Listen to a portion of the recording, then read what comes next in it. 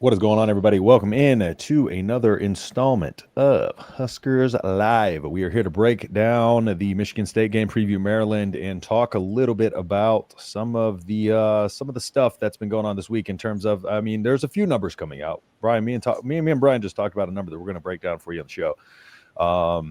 It's very interesting. Puts our offensive line in perspective, and we're going to ask y'all the question as well as we go through the show. So y'all stay tuned for that when we talk about that. But first things first, Brian, how you doing, man? I am doing good. How are you? Fantastic. How are you feeling off the Michigan State win? How are you feeling about everything so far? Feel good. I feel like getting away from the stadium, Memorial Stadium, getting away from your home field is going to be good for the team. Kind of bonding time. I think it was Elijah Judy or somebody was talking about that today about getting away from your stadium on the road. Kind of helps with bonding and kind of being close knit with your group. They're going out a day early, so I think it is well needed to get away from the confines of Memorial Stadium. Yeah, and some players thrive in that environment, so it'd be nice to see what the team looks like in a road game. So we got some tough road games on the schedule coming up, so we get an idea of what we look like in a different environment. So it will be nice to see a change. It's not normal that not often that you say it'd be nice to get away from home, but the way the schedule's worked out, it's going to be nice to just see this team kind of show up and perform on the road for sure against a pretty tough conference opponent at that too. So a team that is sneaky good. So I guess we can just kind of start right there with Maryland. First off, Ron T getting in here first. The first and second comment, clowns, why y'all slacking? The other Dave in here. What's going on? The other Dave, man, our tackle's great, a lot better in PFF than we would have thought. We're gonna talk through that a little bit. I'm very worried about this weekend's game being it's our first true road game. Hopefully we can quell some concerns there. But Nebraska opened as I believe a 6.5 point favorite in this one, which I thought we would. I thought we would be a favorite. I didn't know if we would be a touchdown or what, but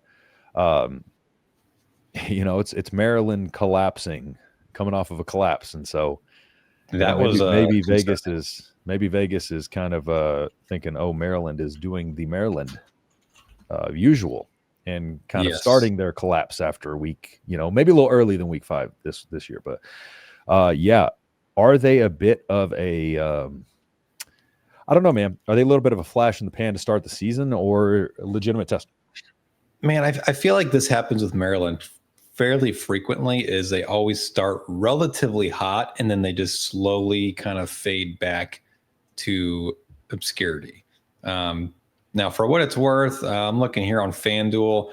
They've got Nebraska at -6.5, although Vegas Insider has Nebraska at -1.5. So there is a little bit of debate back and forth, at least from those two odds makers about this game. But yeah, that collapse was pretty epic. I mean, they were up 20-0, if I'm not mistaken, going into the fourth quarter. Let me break that down just a little bit. So for those that didn't see the Maryland game, Maryland was up 20-0 kind of early third quarter. It looked well in control of that game against a good Washington team. So, but Washington, kind of just, they didn't panic. They really just kind of pushed, and just started methodically putting drives together and started getting, stops when they needed them.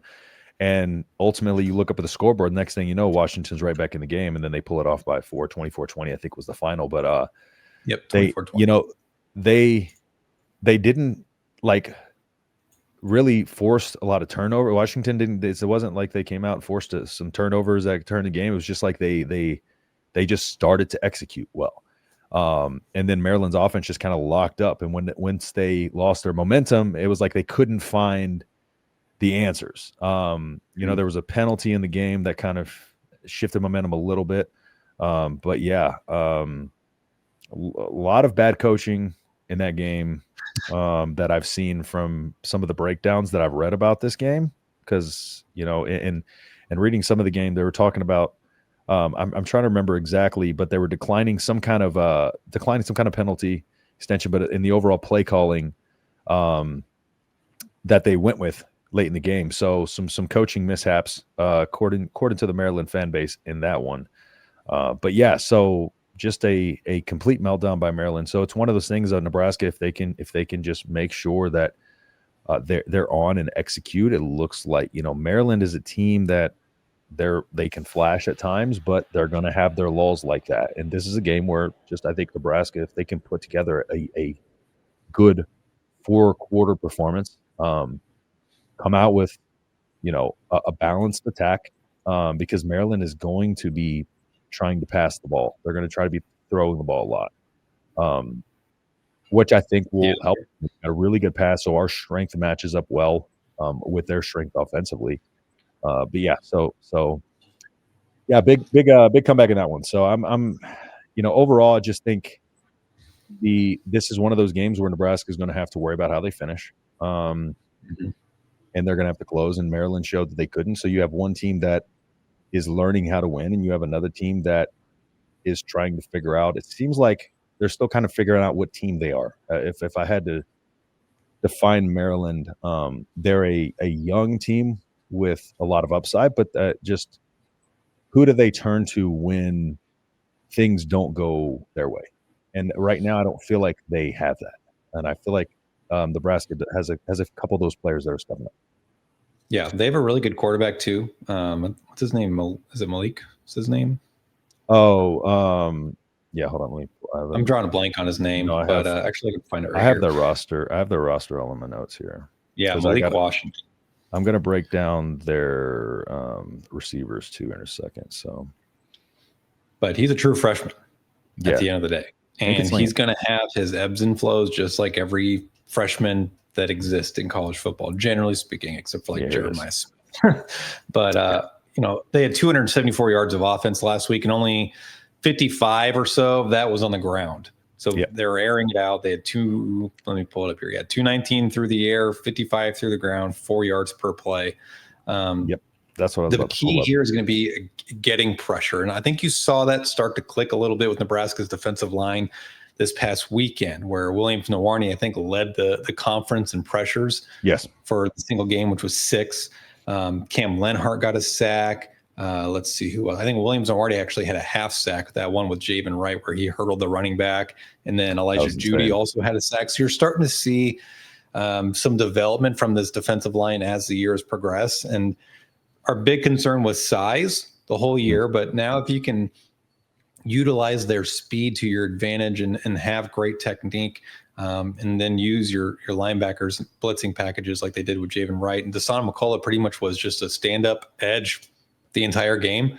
So he was more of a true pass rusher as opposed to mix and matching with coverages and whatnot. So they're starting to get some things going on with that defense. There's a lot of new pieces that John Butler's trying to figure out. And it's not a surprise. It shouldn't be a surprise to anybody that, as the year goes, you're going to get better.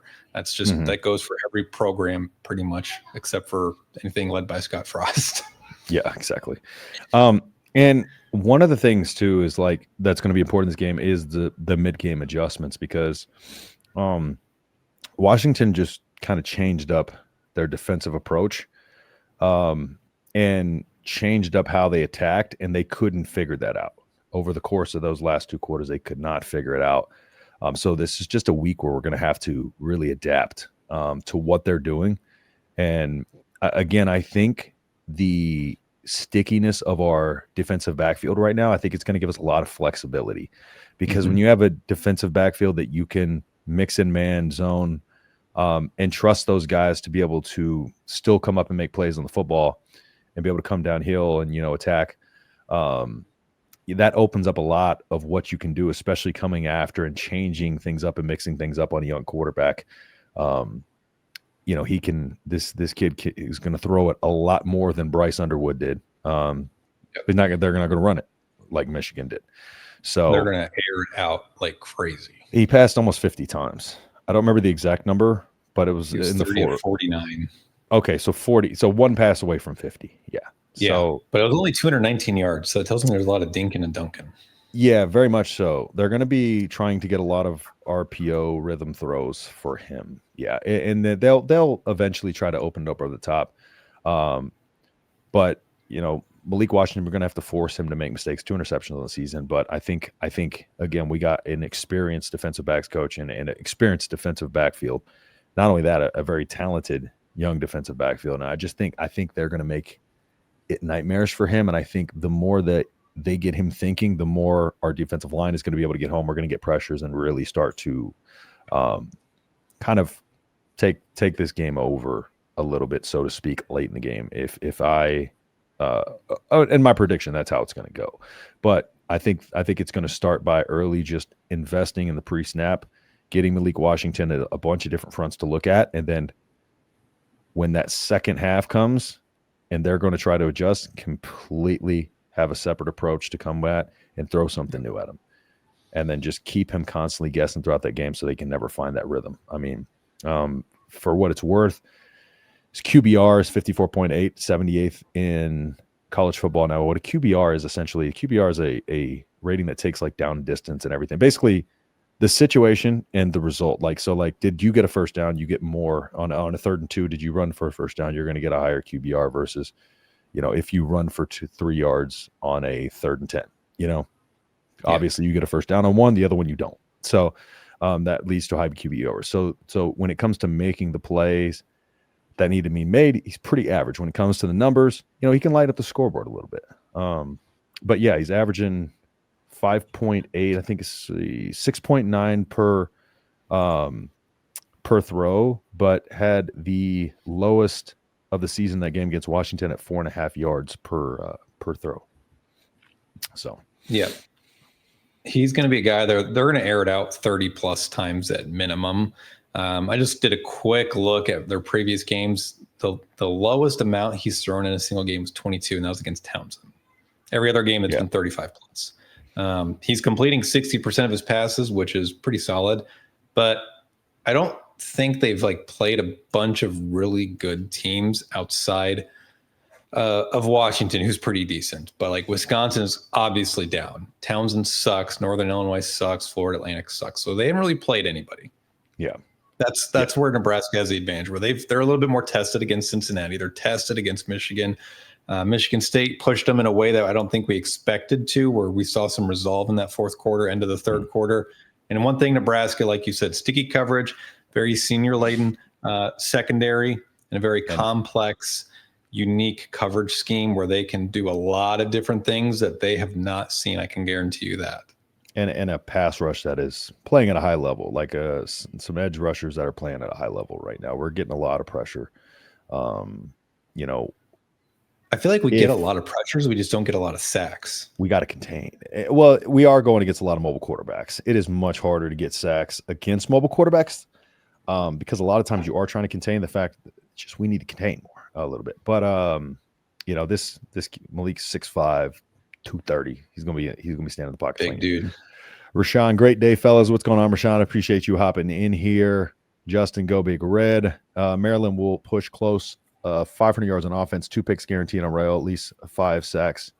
Embarrassing bloodbath. Yeah, Craig's always super negative. Words are hard. Hi, kids. What's up, Pit Snipe? Appreciate you hopping in here. Clearly haven't paid much attention to our defense. Exactly.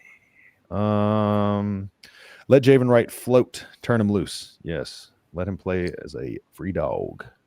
Yep, that's what they're doing with him and Desan a little bit more. Just kind of float around. That's what they did in the second half too. They do well. Play Javon, I believe, or Desan. They let him kind of QB spy and then blitz when they wanted to. They kind of had a play for everybody else but them. It's either that or, it was probably that. But I think I know play you're talking about specifically. So not convinced Maryland offense is that legit. Look at the opponents he played. Yes. He passes 50 times. There's our 5 sacks and 2 picks. Craig the hater. There, Seth ain't worried about it. Putting too many points against our D secondary. Can we score though consistently? Let's talk. Quickly. Yeah. Maryland averages 349 yards a game.